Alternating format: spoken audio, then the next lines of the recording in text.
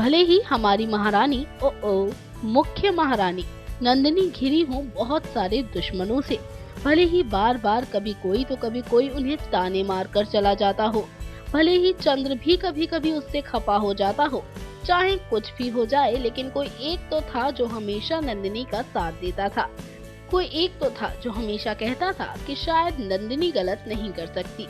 अजी ये कोई एक और कोई नहीं बल्कि दुर्धरा थी, यानी कि चंद्र की बीवी, जो कि अब बहुत जल्द ही चंद्रगुप्त मौर्य को देने वाली है उनका वारिस। दुर्धरा को कभी यकीन ही नहीं होता था कि नंदिनी किसी के साथ कुछ बुरा कर सकती है। दुर्धरा हमेशा सोचती थी कि नंदिनी काफी भले दिल की लड़की है और वो सब कुछ ठीक करेगी, यानी कि चंद्र की लाइफ में भी जो मुश्किलें आई हुई हैं उन्हें कोई सॉल्व करेगा तो वो बस नंदिनी ही होगी। लेकिन आज ऐसा क्या हो गया कि दुर्धरा भी चली गई है नंदिनी के खिलाफ? क्यों दुर्धरा सुना रही है नंदिनी को बुरा भला और कह रही है कि इसने आज मेरे चंद्र को भी नुकसान पहुंचा दिया, मैं ऐसे इसके लिए कभी माफ नहीं करूंगी। जी हाँ, ऐसा ही कुछ कहा है दुर्धरा ने।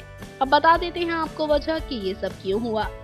ये सब इसलिए हुआ है क्योंकि दुर्धरा को भी लगता है कि चंद्र को जो जहर पिलाया गया है वो नंदिनी द्वारा दिया गया है, और उसे लगता है कि नंदिनी अपने पिता की मौत का बदला ले रही है, और ये बदला लेने पर कुछ इस तरह आतुर हो चुकी है कि इसे अब अपने पति की जान की भी कोई परवाह नहीं है।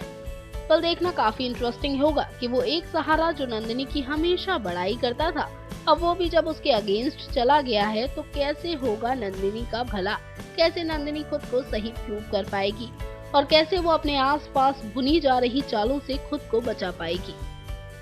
इस तरह की और खबरों के लिए आप सब्सक्राइब करें top news just for you. Top news से दीक्षा की रिपोर्ट।